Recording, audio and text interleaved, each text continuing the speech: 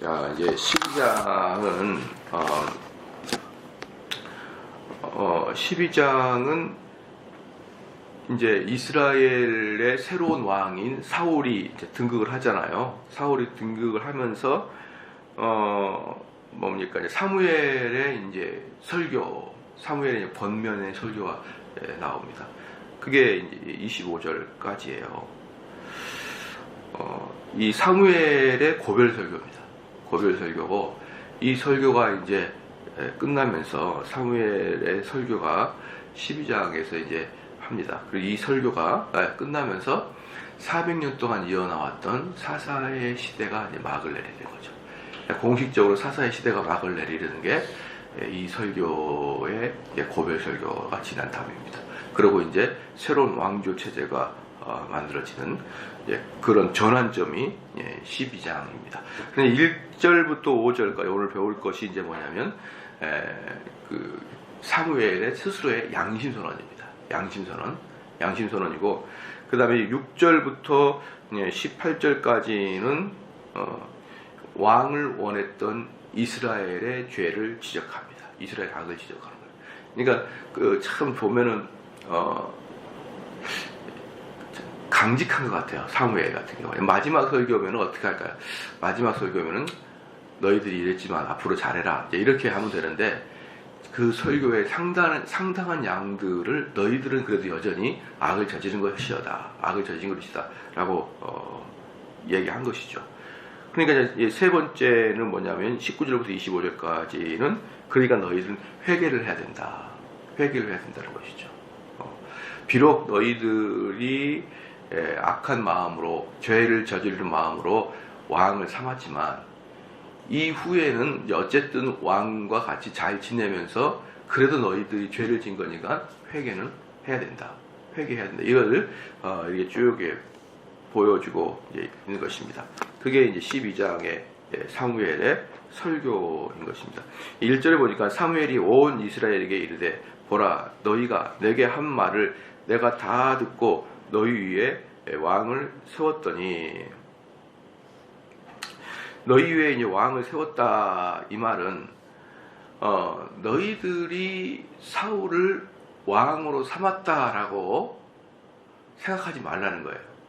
쉽게 말하면 그러지 않습니까? 어쨌든 사울, 너희들이 사울을 왕으로 세웠다 하지 마라. 왜? 투표로 세운 게 아니지 않습니까? 뽑기로 세웠지. 그러니까 너희 위에 왕을 세웠다, 이것은 하나님이 줬다, 이것이에요. 하나님이 너희들의 원성을 듣고 너희들에게 준 것이지 너희들이 사울을 왕으로 세운 것은 아니다, 이것을 이제 이야기한 것이죠. 그래서 비록 이스라엘 사람들이 죄를 지어서 하나님께 원망을 하면서 왕을 세워달라고 했지만 하나님은 그건 들어주셨다. 하나님이 그걸 들어주셨다는 거예요. 근데 뭐냐 그러면은 구약은 계속적으로 왕이 없이 지내야 되느냐? 그건 아니에요. 왕은 줄 겁니다. 왜? 유다 지파에서 왕이 나올 것이라고 이미 처음부터 예언되어 있었거든요. 그죠? 이미 야곱 시대 때부터 유다 지파가 홀이 뭡니까? 왕이 들고 있는 그 지파이잖아요. 그러니까 유다 지파에 홀이 있을 것이다, 유다 지파에서 왕이 나올 것이다, 그렇게 얘기를 했잖아요. 그러니까 왕이 이스라엘은 없을 것이다, 왕은 없이 지내야 된다, 이 뜻이 아니고, 왕은 주긴 준데 때가 있다는 겁니다. 때가 있는데 다 하나님께서는 때를 가지고 계시는데 너희들이 아주 성급하게 견디지 못하고 왕을 줬다. 그렇지만 너희들이 비록 그 악한 마음을 가지고 왕을 달라고 했고, 그래서 때가 이르지 않았지만 왕을 주긴 줬지만 하나님께서는 어쨌든 기쁘게 주신 거예요. 어쨌든 허락해서 주신 거란 말입니다. 그렇기 때문에 너희들은 이제 왕을 삼았으면은 그 왕과 잘 지내야 된다, 이렇게 이야기하고, 두 번째는 뭐냐 그러면, 원래 이스라엘 사람들에게는 예언이 어떻게 가냐 그러면 유다 지파에서 왕이 나올 것이다 그랬잖아요.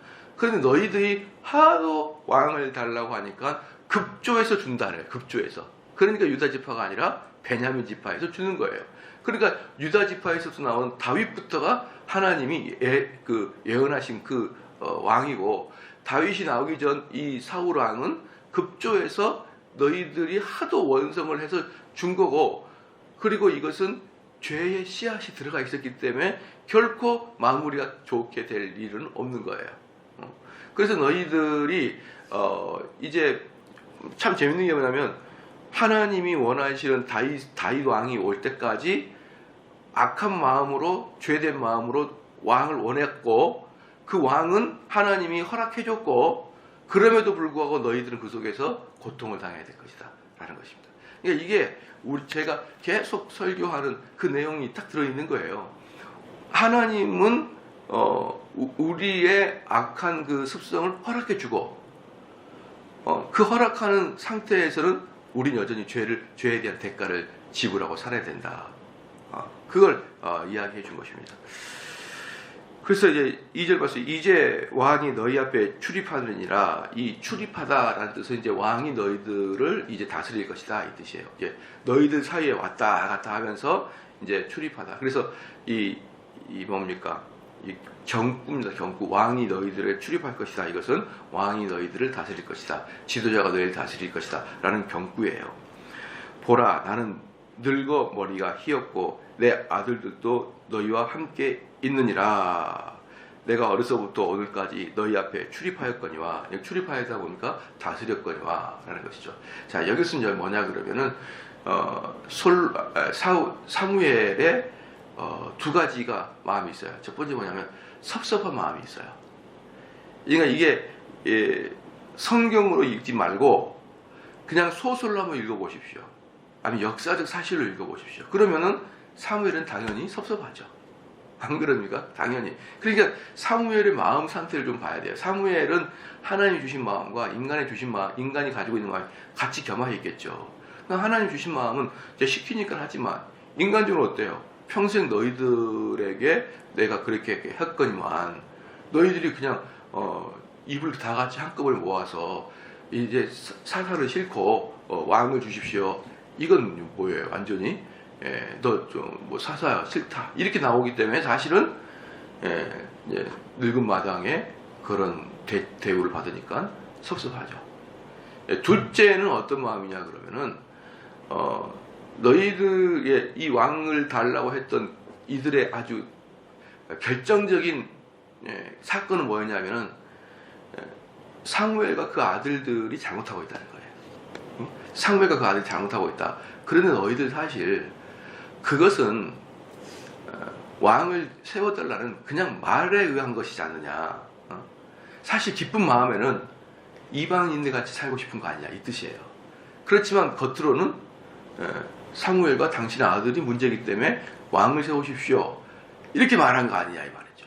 그렇지만 너희들 본심은 이방인들처럼 그런 강력한 하나님이 아닌 왕에 의해서 통치를 받고 싶은 거 아니냐. 그걸 보여주고 있는 거예요. 그러니까 첫 번째는 사무엘의 섭섭한 마음도 있고, 두 번째는 이스라엘 너희들의 마음 속에는 사실 우리가 아니라 다 이방인처럼 살고자 하는 그 마음을 사무엘이 딱 지적한 겁니다. 딱 지적. 그게 바로 뭐냐면은 2절 다시 읽을게요. 이제 왕이 너희 앞에 출입하느니라. 보라, 나는 늙어 머리가 희었고. 이거 보통 이제 어르신들 내가 뭐 다 늙어가지고 뭔 내가 할 말이 있겠냐 뭐 이런 말들을 할 때 주로 섭섭한 말 때 이렇게 하잖아요. 내가 다 늙어서 무슨 뭐 힘이 있냐 뭐 이렇게 이제 나가서 하는 것이죠. 그리고 내 아들도 너희와 함께 있지 않냐. 그러니까 뭐냐, 내 아들이 너희 속에서 너희들이 뭐 작은 안주처럼 씹어댔지 않느냐 이런 뜻이에요. 너희 아들도 내 아들도 너희 속에 있지 않느냐. 너희와 함께 있으니라. 내가 어려서부터 오늘날까지 너희 앞에 출입하였거니와. 이제 내가 어릴 때부터 지금까지 너희들을 다스렸었다. 이렇게 이제 이야기하면서 3절에 내가 여기 있나이다. 이것은 내가 여기 있나이다는 뭐냐면은 아주 비슷하게 마틴 루터가 이야기합니다. 마틴 루터가 보름수에 교황의 명을 받고 갔을 때 교황이 너 그 철회해. 그러니까 마틴 루터가 내가 여기 있나이다.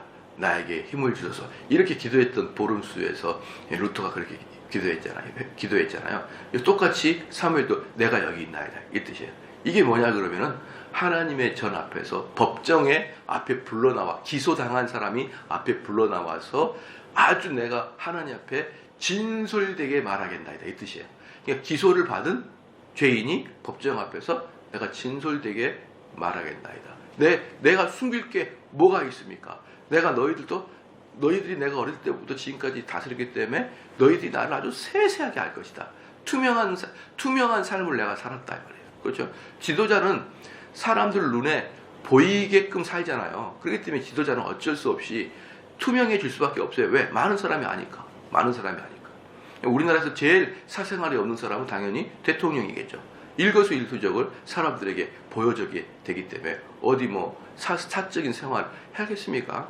그러니까 여기서도 보면은 사무엘이 그렇게 말해요.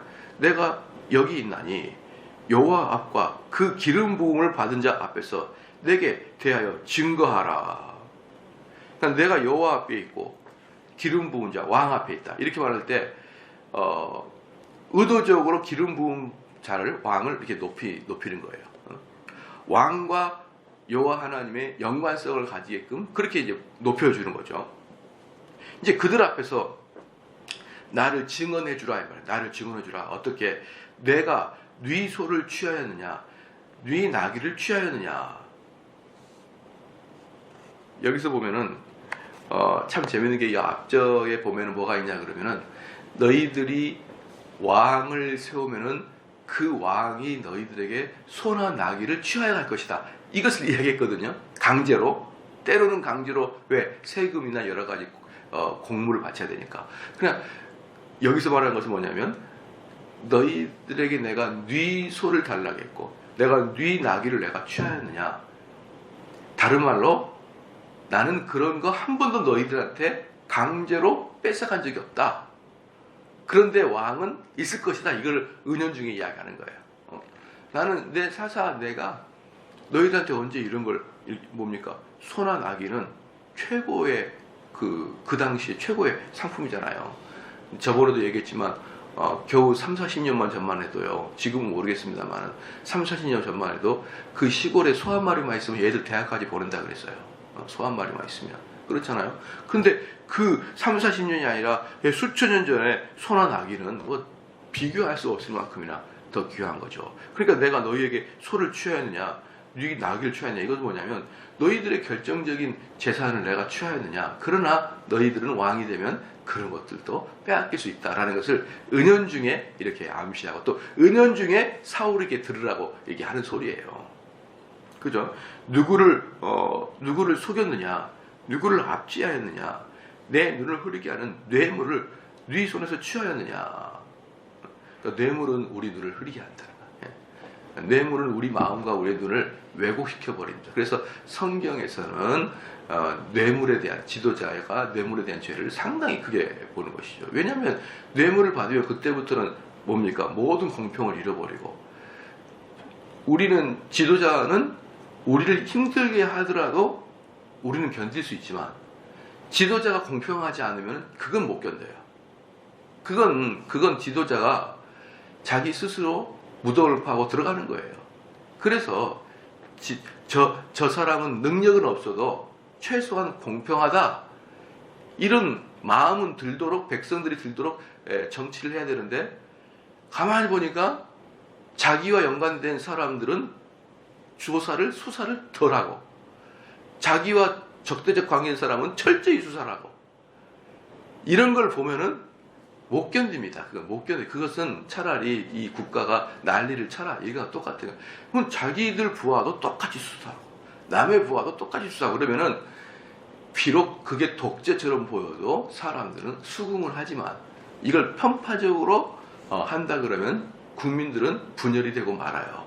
그렇기 때문에 지도자들에게는 뇌물을 먹으면 안 되고 공평하지 않으면 안 되고 이게 제일 여러분 의미가 있는 것입니다. 그렇죠? 그러니까 지도자들에게는 꼭 필요한 게 뭡니까? 눈을 흐리게 하는 뇌물을 받으면 안 됩니다. 그런데 사무엘은 내가 어릴 때부터 늙을 때까지 있을 때 그런 것들을 내가 취하였느냐? 그리하면 내가 그것을 너에게 갚으리라. 이렇게 한 거예요. 다 모아놓고 마지막 설교할 때 그런 거 있으면 나한테 말해라. 내가 이제 오늘 이 설교를 통해서 은퇴할 것이고 이제 이 설교를 통해서 사사의 자리에서 내가 내려오는데 있으면 말해라. 내가 오늘 너희들에게 다 갚겠다. 이렇게 하니까 4절이 그들이 가로되 당신이 우리를 속이지 아니하고 압제하지 아니하였고 네 손에서 아무것도 취한 것이 없나이다. 많은 사람이 증언을 그렇게 하는 거예요. 증언을 그렇게 합니다. 5절에 사무엘이 백성에게 이르되 너희가 내 손에서 아무것도 찾아낸 것이 없음을 여호와께서 너에게 대하여 증거하시며, 그러니까 사무엘이 백성들한테 이제 너희들은 나한테 아무런 책 잡을 것이 없다는 것을 서로 알게 됐고 증명했다 이 말이에요. 그리고 여호와 앞에서 그것도 증거하였다 하였으며 그 기름 부음을 받은 자도 오늘날 증거하니라. 그들이 가로되 그가 증거하시나이다. 그들의 동일한 말로 옳습니다. 옳습니다. 사무엘은 그런 적이 한 번도 없습니다. 라고 이제 이야기를 하게 되는 것이죠. 이제 이 지역에 있는 이제 어떤 그 교회가 하나가 있어요. 교회가 하나 있는데 그 교회 목사님이 잘 목회를 하셨거든요. 목회를 하는데 물론 이제 그 목회 방식 같은 경우는 제가 전혀 동의할 수 없는 그런 목회 방식인데 그렇게 한 30년 잘해가지고 성도 수도 상당히 돼서 2,3천 명 될 거예요. 성도 수가 2,3천 될 것인데 그분이 개척을 해가지고 쫙 했는데 그런데 이제 옛날 분들의 특징이 뭐냐면 이제 그분도 은퇴가 이제 얼마 안 남았는데 옛날 특징이 뭐냐면 일을 분담을 잘 못 시켜줘요. 일을 너는 요거하고 분담을 잘 못 시켜주기 때문에 일을 혼자서 다 하면서 욕은 또 먹습니다. 그게 일을 분담을 못 시키는 자들의 특징이에요. 그런데 젊은 일보다는 좀 나이 드신 분들 중에서 그런 분들이 좀 간간히 있습니다. 그것도 자기가 개척을 했던 분들 중에. 근데 그 교회가 개척을 해가지고 그렇게 숫자가 많음에도 불구하고 목사님이 그 일을 잘못 좀 한 거예요. 분담을 잘못한 겁니다. 그래가지고 회개를 이 목사님이 안 놓은 것 같아요. 그때까지. 은퇴가 얼마 안 남았는데 그리고 성도 수가 수천 명인데 그건 이제 당연히 보편적인 교회에서 어때요? 회계 집사나 장로들이 다 해야 되는데 목사님이 그걸 안 놔요. 그래가지고 그것 때문에 문제가 생겨가지고 은퇴 얼마 안 남기고 쫓겨나 버렸어요. 자기가 개척을 했는데. 그러니까 마지막에 똑같은 거예요. 사람들이 너는 뭔가 불투명해 이렇게 내어버린 거예요. 근데 사무엘은 다 사람들이 너는 깨끗해. 너는 깨끗함을 증명해. 그건 거예요. 그러니까 모든 것은 말이에요. 말년에 그게 결정이 나는 것 같아요. 말년에. 그러면은 그분이 어릴 때부터 쭉 교회를 막 세우고 헌신하고 열심히 달려와서 사람들이 점점 늘어나고 그때 그렇게 기쁨이 마지막에 추락할 때는 더 큰 고통이겠죠. 더 큰 고통을 당해버린 거예요. 그렇기 때문에 그렇습니다. 그렇다면 마음이 안 좋았어요.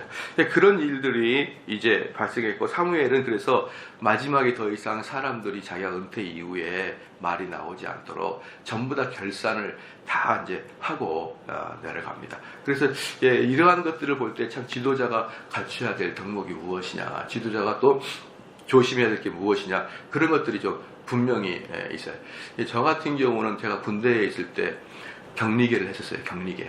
격리계를 했었는데 대대 전체의 그 돈을 제가 이제 격리를 했었는데 저는 돈 관리를 잘 못하는 사람인데 쟤를 딱 보더니 제가 그때는 군대에 있을 때 글씨체가 되게 이쁘게 잘 썼어요.